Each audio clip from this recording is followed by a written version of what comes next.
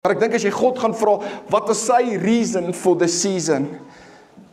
Dit was jy. Jy was die rede dat al die planne omver moes gegooi word, sodat hy jou hart kon kry.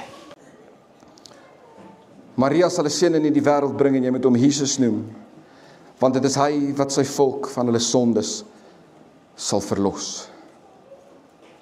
Jy was die doel dat Jesus ons kon red van sondes.